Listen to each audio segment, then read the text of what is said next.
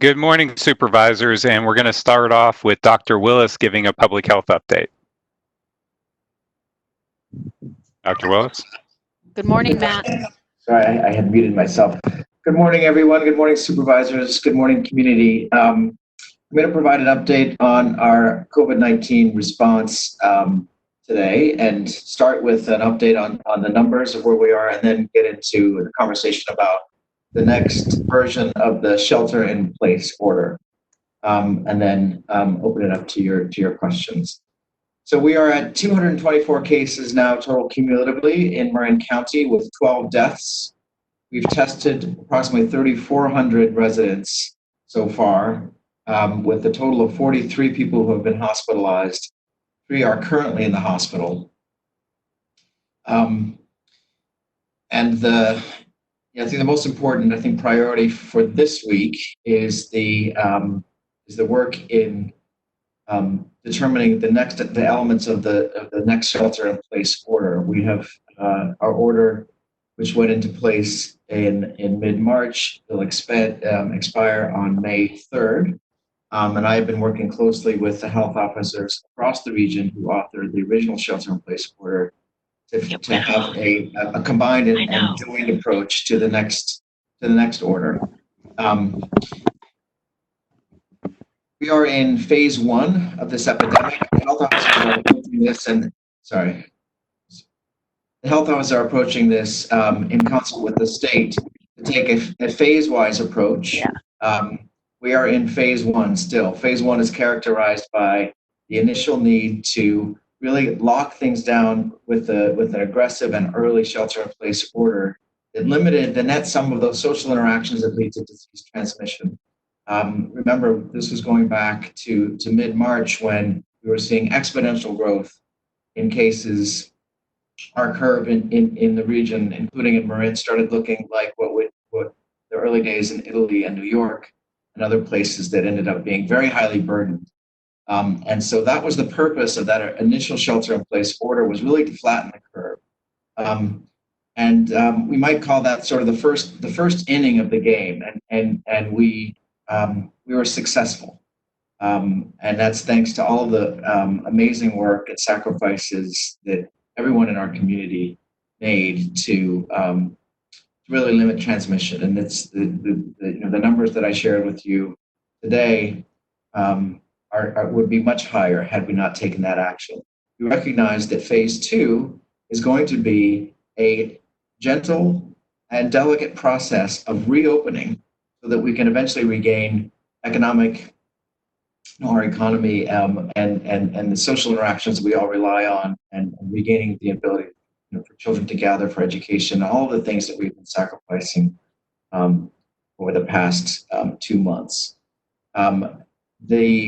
Importantly, there are some elements that we need to make sure are in place before we move too quickly out of the first version of the shelter in place. I'm going to just review them so that we all understand kind of what our goals are.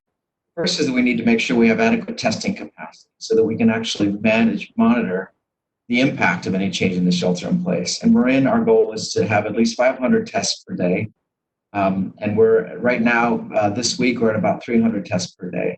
And this is based on evidence out of Johns Hopkins and others that suggest that you need the ability to test about 2 people per 1,000 residents to really be able to be sure that you're identifying cases early in the course of their disease so that you can successfully isolate them. The first is testing capacity. The second thing we need to have in place is the ability to perform contact investigations. So building up that workforce who can actually reach out on any positive test to make sure that that person is identified and isolated from those that may be around them, to limit the number of people that the disease may be transmitted to in their environment. The next is surge capacity in our healthcare system. We need to make sure that our hospitals and clinics are actually able to manage increases in cases as we relax some of these societal interventions that have prevented interactions. We expect to see more transmission of disease. Every effort obviously will be taken to limit that, but I think as part of the equation we need to all recognize is that as we move away from the most rigid form of the shelter in place, we are likely to see some incidents of disease, and we want to make sure we can manage that. So the surge capacity is a third, and then monitoring, the system for monitoring incidents, a surveillance system for actually using data, emergency room data, EMS, 911 data, to track an early detection system for any surges. And then finally, that we need to make sure that the business community and our community as a whole are really prepared to exercise those best practices around physical distancing, covering our face, so that when we do interact more frequently, we're doing it in the safest way possible. So those are the things that we're really focusing on from a public health side, and in partnership with people across the community and other sectors to make sure are in place as we also engage in this parallel process of a slow and thoughtful relaxation of certain elements of the order. There was a press release yesterday that that indicated that the plan is to extend the shelter in place, but with some modifications. And then the final plan will be released tomorrow at noon. What has been communicated is that it will be there will be some changes. So it's not it's not the same. We're not simply just extending the shelter in place as it has been. It's going to be relaxed in some areas. The principles we're taking to that relaxation, without being able to offer the specifics, are that we know that there are some activities that just in their nature are lower risk in terms of transmission of COVID-19. Things that occur out of doors, for example. It's much easier to accomplish social distancing in outdoor activities, and that's being taken into account in the next shelter-in-place order. But we really think we need this time over the next few weeks to build up those elements that we know we need to be able to move forward safely. And later in this conversation, you'll be hearing from Angela Nicholson about some of the processes we've built, both to make sure we have the funding and the resources we need to actually ensure that all of those elements, like testing and contact investigations, being able to isolate people, are in place. And also the process that we intend to use to engage across the community, different industry leaders in different industries and different sectors, to engage in conversations with public health, actually define those processes and procedures and practices for each business or each type of business, so that there's clear guidance and standards for what it means to be actually re-engaging business safely in that sector. And that's a process, the Marin Recovers program, that will be starting this week.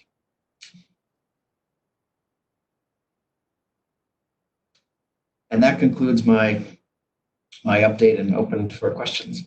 So Max, before I move to questions from board members, can you just clarify for all of us and for the public the relationship between our local order / regional order and also the state order? Yes.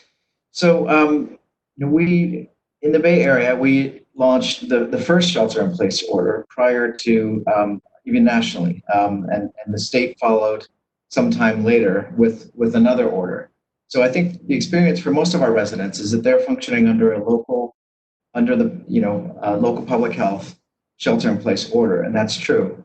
However, there is actually another order that we all are also legally bound to, which is the governor's state shelter-in-place order, which in most regards is very similar to our own.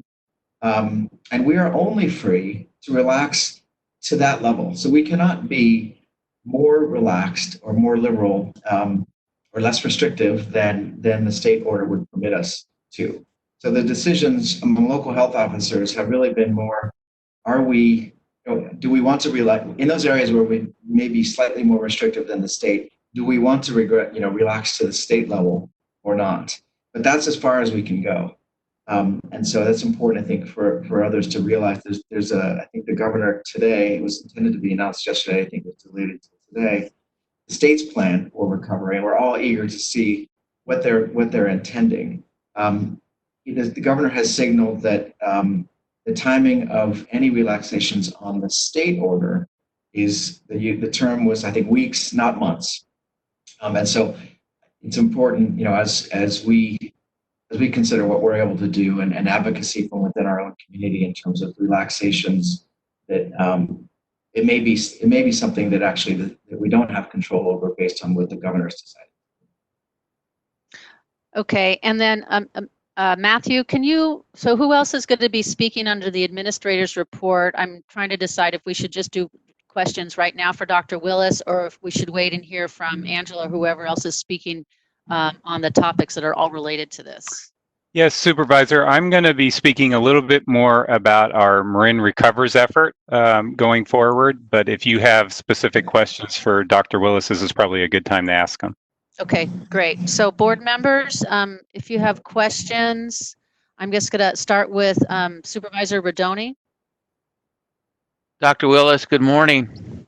Good morning. As we ease the order and slowly allow some of our economy to return, what is your sort of timetable for tracking that information and data? I think it's important for the public to understand it's just not a day or two. Could you describe that tracking policy that you'll go forward with? Absolutely. And with most of these things, I try and start with the science, right? What do we know? What's actually driving this, right? This is being driven by the virus. And we're trying to adapt our systems to be safe as we open. So the incubation period of this virus is about 2 weeks, which means that anyone who's infected might have about a 2-week interval before they become symptomatic. So the earliest we would know any changes, and if the shelter, and one of the concerns, obviously, with relaxing elements of the shelter in place is that you might increase transmission of disease. That's the dance, right? And so we will know that at the earliest, 2 to 3 weeks after we make any change, because that's the interval of time it would take for anyone to develop symptoms. So we're looking very carefully for hospitalization rates. We're looking for 911 calls for people with respiratory illness, and we're looking at our testing rates, the proportion of tests that are positive. Those are all early indicators for us that we might have actually, through some relaxations of the shelter in place, generated more cases, and it will, that would be an indicator that we should put on the brakes and wait before we add any more relaxation to make sure that our hospitals are able to manage those things, or any modifications we might need to make to the practices to then reduce that surge. And so we're looking at things in 2 to 3 week blocks. And so the very earliest, we'll be eagerly looking, just starting next week, about any indicators that might have changed after any of the relaxations we make, starting on next Monday. But it really wouldn't be until mid-May before we really expect to see any changes. So that's the pacing of this. Is 2 to 3 week blocks where we might be able to make sequential improvements. But this is going to be months. I think just in terms of the overall framework, we're looking at COVID-19 is going to be part of our world for an important determinant of how we organize ourselves societally for at least the next year. I want to signal to everyone that phase 1 has really been driven by public health, because it has been a public health crisis. The first objective was to shut things down to prevent a rapid surge. As we enter into phase 2, and I think this conversation reflects that, we're recognizing that we're needing to engage in a balanced conversation where we're talking about the harms of the shelter in place itself and the consequences it's having in terms of the economy and other sectors, with the harms of COVID-19. And that's going to be happening through dialogue and partnership.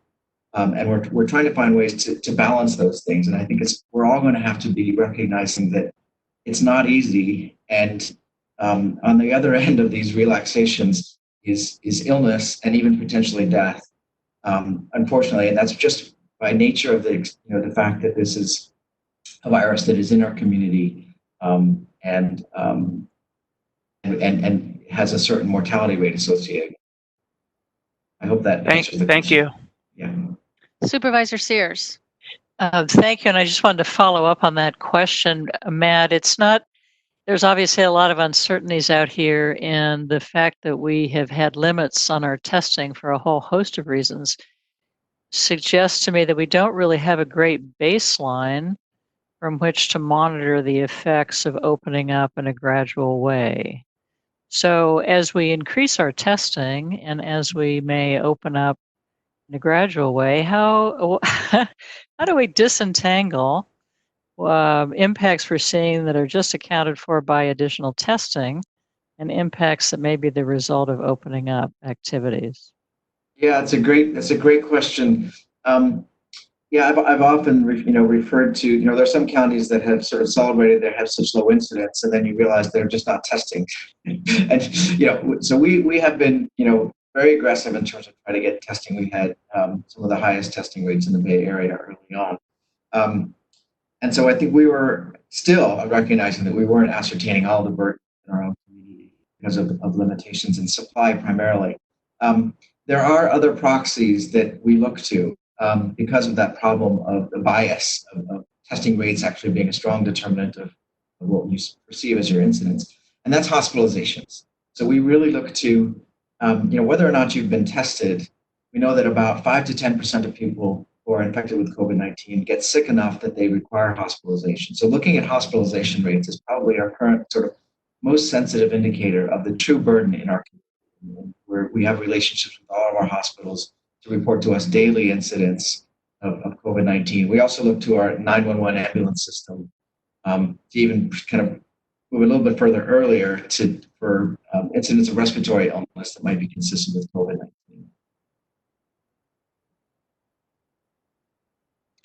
Thank you.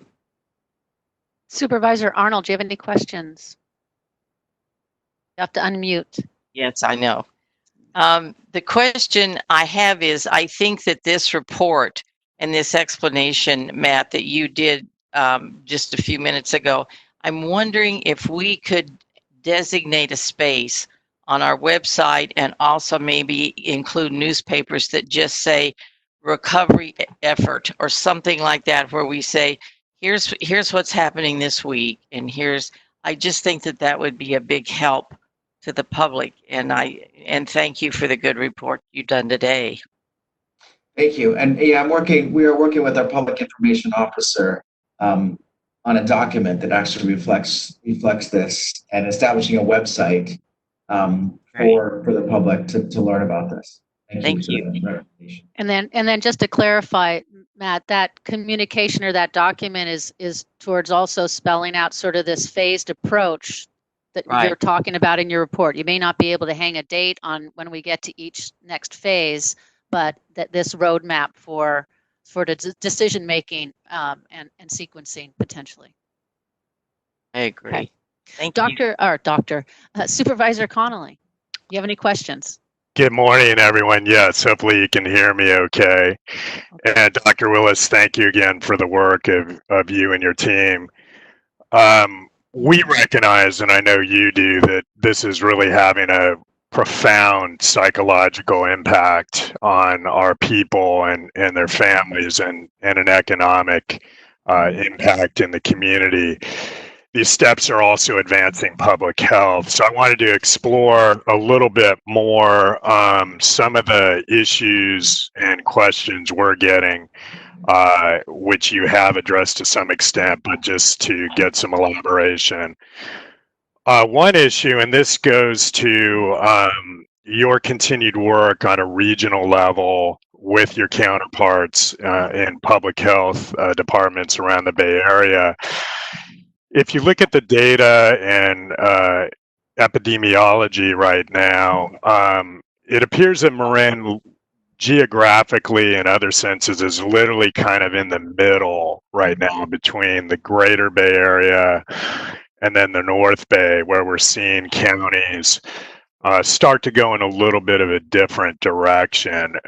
Could you elaborate what you're looking at to lead you to believe that that united approach still makes sense for Marin right now?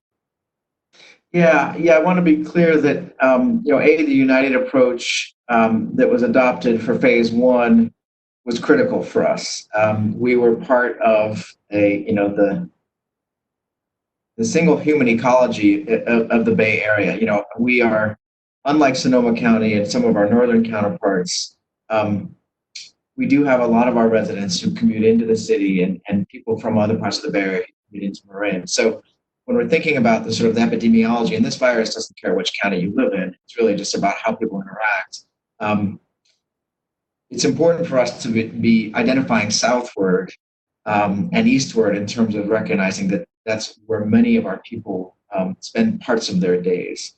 And so that unified approach was, I think, demonstrated to be a very successful one for phase one. We are a smaller county. We do have less population density, and we haven't seen as much of the increases that we're seeing in the shelter in place was successful for the entire Bay Area. It was even more successful for Marin because we were earlier in the course of our epidemic when we adopted that shelter in place than even San Francisco and Santa Clara and other counties. One of the most important features of the new version of the shelter in place is that, as I mentioned, these sort of gates that will allow us to move from one stage to the next, those will happen at different paces for different counties. So we will achieve the benchmarks that we've established in terms of case incidence, in terms of testing capacity, in terms of the percent of positive tests, in terms of the number of people in the hospital with COVID-19. We don't expect every county will have that same experience. And those who are able to actually be more successful in reducing the incidence of disease and are best prepared with testing, et cetera, will be able to move more quickly. So, the reward, if you will, for us of containing this epidemic will be more freedom to move forward more quickly. But we will be looking to the science and the indicators to guide those decisions. So we are not constrained regionally by the most burdened county. We can move forward more quickly. Thanks. And just a follow-up. So the new order appears to call for another full month of shelter in place. I think your comments elaborating are important about how that looks, how it's going to be phased. We can well imagine that some folks in jobs or employers looking at a full month may unfortunately decide to go the layoff route or the business shutdown route. We want to minimize that. I think all can agree. So if you can lay out more that beyond what on one blush appears to be a hard and fast date really is designed as a phase in to make sure that folks are ready for what's coming next. As of May 4th, there will be certain relaxations. It has been suggested looking at things like outdoor economic activity, forms of recreation. That loosening, I've heard you discuss, in and of itself will provide new data that you will be evaluating. You and your colleagues have indicated you will be looking at indicators going forward. If you can elaborate on that, I think one thing we're hearing loud and clear is folks recognize the imperative for public health, yet they want some certainty to the extent possible and a timeline going forward. Yeah. So one of the challenges of establishing a date is that this is being driven by biology and nature, which is difficult to predict. And so the principle that we will apply to this is moving quickly as we can to reopen safely. And the way we will know how we define safely is through looking at indicators that relate to disease incidence. And so, as I said, we would need about a 2-week interval to be able to actually successfully determine the impact of any given change. And so, in this particular 2 weeks of the early part of May, I think that period of time is going to be both an intense period of monitoring, where we're actually going to be tracking potentially any changes in our incidence based on the changes we've made, but also preparation. And we need to make sure that we're working with our business sector for our small businesses to say, what does it look like in your environment? You're a bookstore. What does safe business practice look like for you? And we know that our business leaders need that kind of dialogue with public health, so that we can make sure that when we do reopen, that it's being done in a way that limits transmission as much as possible. And those things are not self-evident. They need to be crafted thoughtfully together. I agree. And with that information, I think it's going to be a matter of providing businesses and people with guidelines and on some level self-empowerment about how they can conduct business in a safe way, how we can reopen over time in a way that protects public health, yet is cognizant of the fact that people need to get back out there in their lives as well.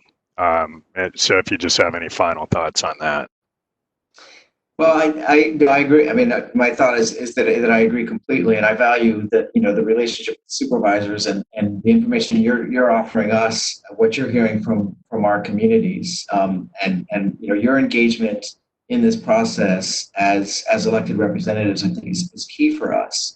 As we move into this period of partnership and dialogue around weighing harms. Again, I think what we were recognizing that public health has really been in the driver's seat up to this point, and now we're into more partnerships, and we're going to have to be really working on this, all of us together in every sector. And what we're really trying to focus on is establishing a structure that actually offers us the intelligence we need and the control, diversifying the control over this process. So self-empowerment, I think, is one of the key principles.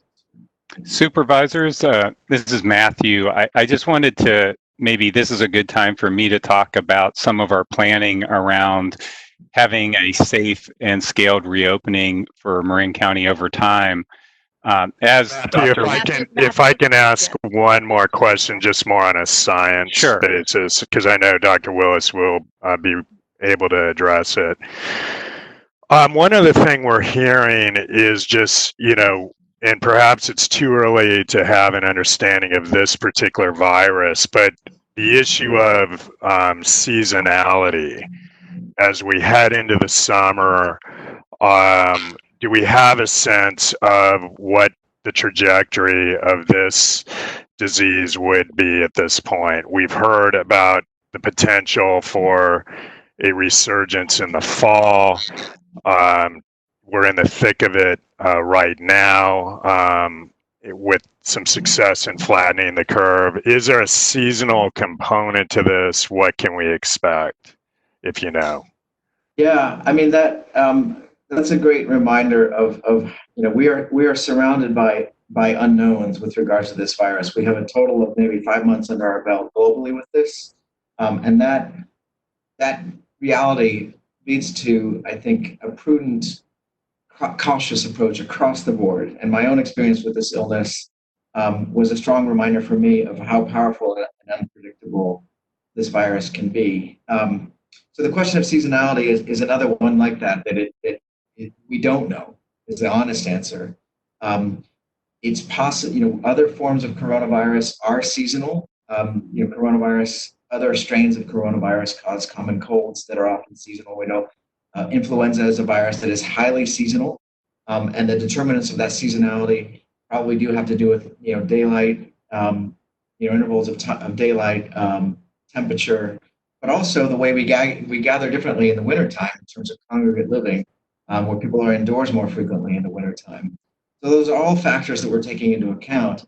The problem is that with right now in Marin County, because of the success of the shelter in place, about 90, I would estimate, and I think most experts think that between maybe 2 to 3% maximum of our community has actually been exposed and might have developed immunity through actually having been infected, which means that almost all of us still remain susceptible from an immunologic standpoint. And when there's that many susceptible people across the community, even if there's a tendency towards seasonality, the fact that so many are susceptible really is not as, we would expect to see significant transmission through the summer months just by the number of people who are susceptible. H1N1, which is a flu, which is seasonal. In the first few years that H1N1, which was a novel virus when it first came out, was not seasonal for those first few years, and then settled into a seasonal pattern once we had more immunity. So Sorry, it's a long answer, hopefully understandable, but Yeah. the fact is that we cannot rely, we cannot our strategies cannot rely on the hope that this is a seasonal virus. So Matt, it's Katie. A couple questions before we hand over to Matthew. So if I just heard you correctly, you said you think, or the scientists think that maybe we've got 2 to 3% exposure at this point in our community, and that's resulted, at least for now, in 12 deaths. Correct? Right. So if you extrapolate that out, if I do the math in terms of our community, that if that rate holds true, that once we've all got exposure at 2 to 3% mortality, or if the mortality rate at what it's at right now with 2 to 3% tested, we end up with 500 to 600 folks passing from this disease if we were just to let it go and not protect folks. Correct? Did I do the math? That's a significant underestimate. Which suggested that one of the most important organizers of our future strategy in terms of lifting the shelter in place, Supervisor Rice, is the really making sure that our older and more vulnerable residents are protected. So when we talk about remobilizing the workforce, we're also talking about doing that among people who we know are more likely to have less severe disease if they become infected. Because we're actually our models are more in the order of 2,000 deaths if we were to actually relax things too quickly. Okay, and then back to originally the criteria or the metrics we're trying to meet in order to really feel like we have all the tools that we can put in place today towards managing COVID out in the community. With regards to testing, so you said we're at roughly 300 tests per day, and we want to get to 500. Yeah. And so what's our constraint right now to meeting that 500 mark? We've had issues with swabs. I mean, the reality is that there's been limitations in the supply chain in almost every element. So the swabs, the vials, the reagent, the laboratory testing capacity itself, the instruments in the laboratories, and the chemicals they use to process them at the lab. So you solve for one, and you see that the problem is in the next stage. So right up until this week, and I'm not totally convinced that the problem's been solved because we haven't seen the actual swabs arrive. It has been swabbed. But one of the silver linings of this has been the way people have come together in this community, and I was able to. Larry Brilliant, who's a world famous epidemiologist who happens to live in Marin County. He's been sort of a thought partner and an advisor to me in this process, and he was able to obtain through connections in Hong Kong 1,500 swabs that I picked up at his house this past weekend. That's how this is going. So thank you, Larry. But we're ideally would be able to rely on just government, supply chains that are more. But there's been a lot of cobbling together through public-private partnerships to get us through. We are now. So that's the swabs. I think have been the main limitation. The state is now offering us, starting next week, a full testing site, which is really the first provision of actual testing supplies that is coming from the state explicitly. We're going to establish that testing site in Marin in the canal. It will be a bricks and mortar facility. We're renting a building there. They're saying they'll be able to 132 tests a day in that one site alone, which is a really important resource for us because that's a community of particular concern given how densely populated people are, many people living in the same units, many essential workers who are working, coming out into the community and then back to that environment. So we really need to be making sure that we have the ability to test and rapidly identify any virus activity in that community to isolate people, which will, I think Angela's report in terms of some of the things we're going to be funding with the money that hopefully will be forthcoming through action you would take today relates to that testing ability and then the ability to subsequently isolate people who are positive. Okay, and then and thank you, board members, for bearing with me. Just to follow up on that, so our metrics are aligned actually with what the state is looking to have in place to relax its order, the testing, the contact tracing, et cetera. And so I'm not sure we'll hear more about where the state's at in today or tomorrow when the governor speaks about what they're going to do with the statewide order. But who knows, maybe some really good things happen and those tools come into place sooner rather than later, whether it's testing or contact tracing or what have you. So if the state's order ends up being relaxed before, well within this 30-day next extension we have, are we going to be looking at our order again? Absolutely. Yeah. I mean, there's two pieces to it. There's what's legal, and then there's what's sort of epidemiologically appropriate, right? So we will be moving, as long as it is safe from a public health standpoint for our own community, we will be taking the next step. My hope is that when we decide internally that we feel that we are prepared, we met those benchmarks, that the state will have, at that time, the state's shelter-in-place order would allow us to take the next step from a legal standpoint. And we will continuously dance between those potential limitations. Okay, and then one last question. Can you please share what's the latest on antibody testing? Yeah, the latest on antibody testing is essentially not yet. There are too many tests out there with different performance characteristics that are still not well defined. There's over 100 tests on the market right now. It's a little bit of a Wild West phenomenon. The FDA relaxed its process for normally a years-long process to define and establish sort of the validation criteria, et cetera, for any diagnostic test appropriately in order to accelerate the marketplace. But what it has left us with is right now a confusing array of different tests that perform differently. And we really need to wait for the dust to settle there to know what are the tests that are most accurate that we would hang our hat on. Furthermore, we need to understand more about what immunity needs against COVID-19. Right now, my example, I know that I've taken the antibody test that we think is the most accurate type. I have the protective antibodies in my system, but no one can tell me yet. Science doesn't know yet what that actually represents for me personally in terms of my level of protection, because we don't know what those antibodies do in terms of long-term protection. So there's a lot of unanswered questions around antibody testing and that I think need to be answered before we really build that into the core of our public health response. Got it. Thank you. So Matthew, you want to pick it up from here? Yes, supervisors, thank you. And I think some of this discussion really highlights that our board and I think public health recognizes the significant impacts this virus has had on our community. And so beginning this week, we'll be launching an effort we're calling Marin Recovers. It's to inform a safe and phased reopening as we adapt to living with COVID-19 over the next several months. And so this will be a joint effort with your board, the Emergency Operations Center, as well as public health.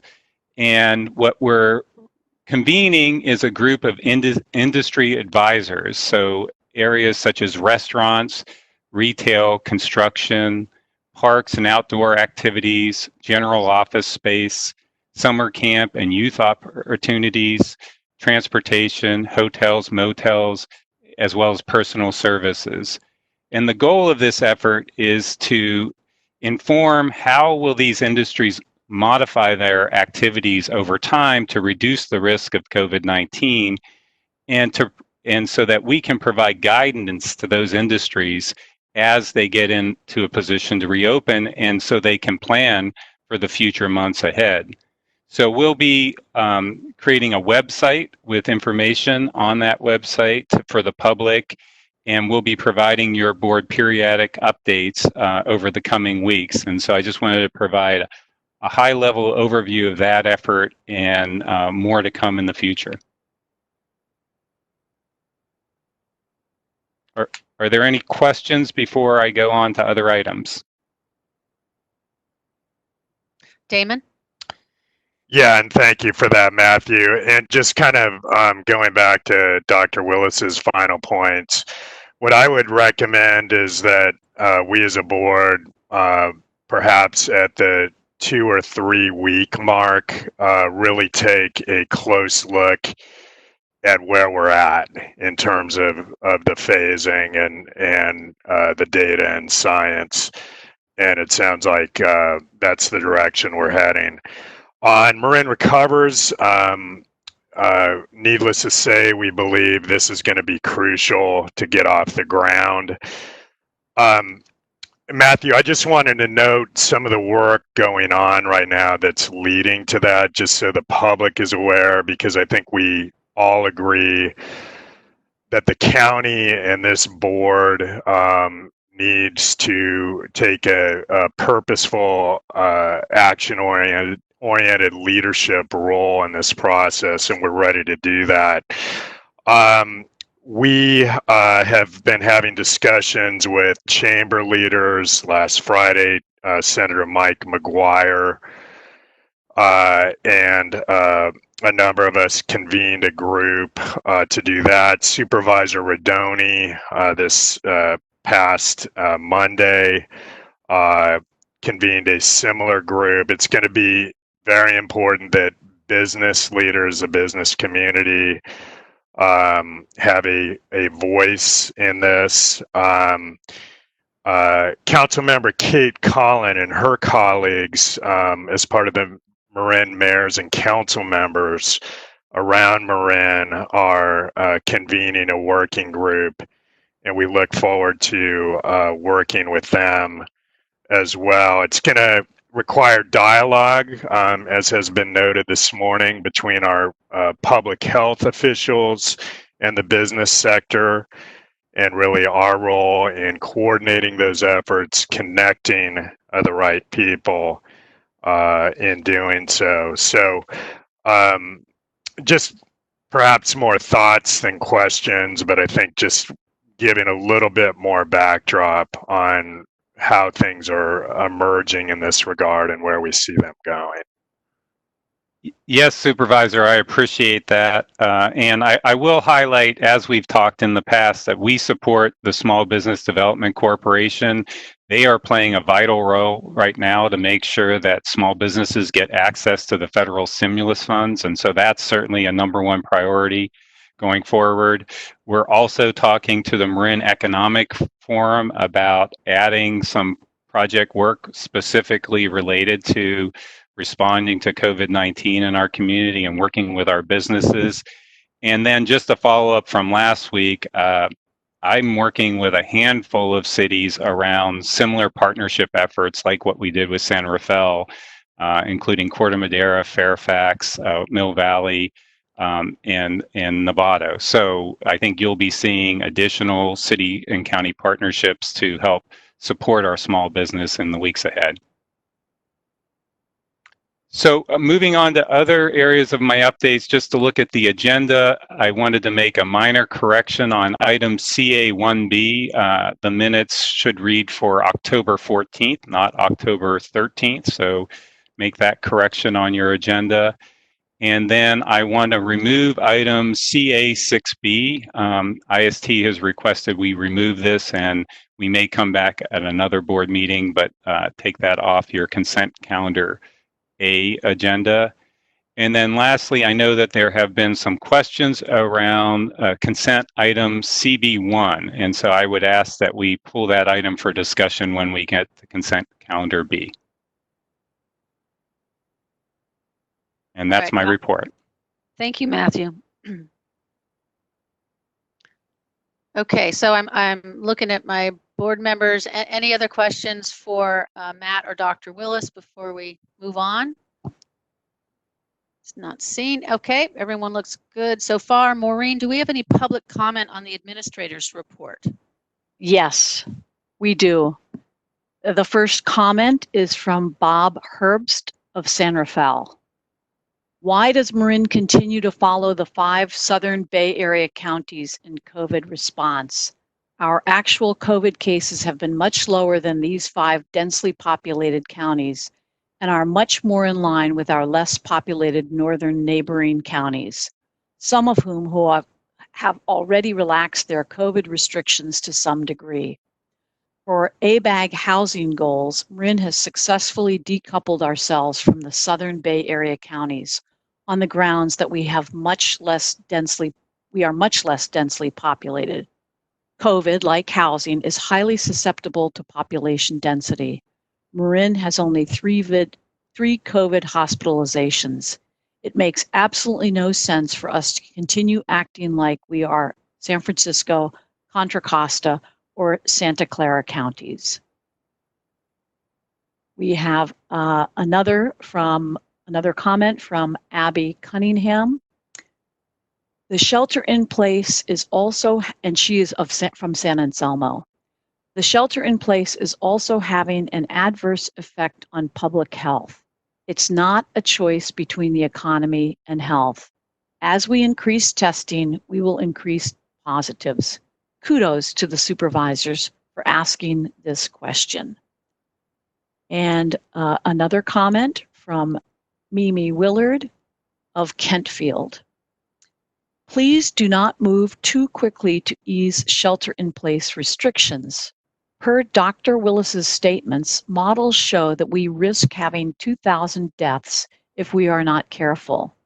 Marin has modest hospital ICU capacity and a senior population percentage that's about 50% higher than other Bay Area counties. Prioritizing near-term economic growth over public health will not end well for either our local economy nor our citizenry. I support Dr. Willis's measured approach and encourage supervisors and county administration not to push for too fast a reopening. Public opinion strongly favors protecting public health is the most important thing for our government to do. The short-term health of local business is important to consider, but should not trump public health. And that concludes, I'm checking, that concludes the public comment on administrator's report. All right, thank you, Maureen. I'm going to ask Dr. Willis, you did speak to the connection, the question around our regional alignment, and could you just elaborate a little bit more? Yeah, I think hopefully I answered most of that question. I think it's important also for us to think about not just numbers but rates. When we're trying to compare ourselves to other counties, recognizing that our population, 250,000 is the smallest total population of the others that are in the common shelter-in-place order. So, but our rates are sort of somewhere in the middle. So our burden is actually more like other Bay Area counties than it is to counties to the north of us, if we actually look at it at the population rate level. And then I think the most important point there is that, as I indicated, as we achieve those benchmarks in terms of our disease incidence and controlling and percent positives and testing capacity and contact investigation capacity, et cetera, we will be able to move at our own pace. So we are beginning with those other Bay Area counties that we've had so much success with in phase one, but we can move more quickly and are not constrained by that. All right, thank you very much.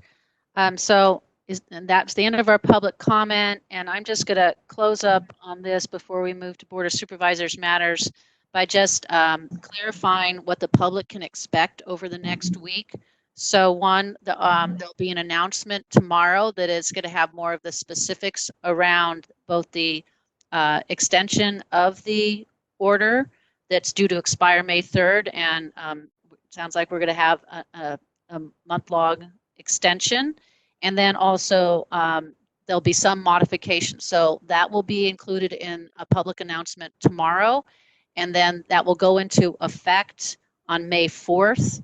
And between tomorrow and May 4th, I suspect you'll be developing some FAQ responses to help clarify what the modifications to the order mean. Did I get that correct? Okay.